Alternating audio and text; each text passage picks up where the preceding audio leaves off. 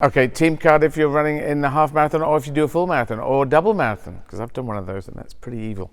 In fact, there are ultra marathon runners. Anyway, it's all in your head. It's got nothing to do with this. Train, yes, but it's there, and it's sort of that doesn't really come into it. Bizarrely, you think it wouldn't. Anyway, you've got to want to do it, and if you want to do it, you can get it done. It doesn't matter how long it takes. Just do it, and enjoy try and enjoy the journey, because it's going to be a bit evil, you know. If it's the first time you've done it, but if I did multiple marathons, and then you get stronger as it goes on. So if you're doing one off, just make it a mission, make it a thing, go do it, and listen to your body. If it starts creaking or whatever, work on it, walk it out. Always listen to your body, because your body is telling you what's going on. And the wall that, in a full marathon is at 19 miles or something. In a half marathon, is there a wall? I don't know, what's that?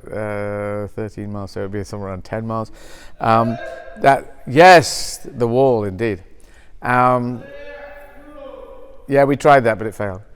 So there was someone who did the half marathon last year, and obviously they've gone mad since then. But you don't have to. You can just stay sound. But anyway, it's just a decision.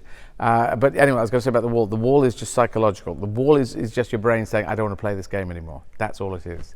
So if you just meter it out, get it done. Above all, get it done. So I encourage you to go do it, because it is an adventure.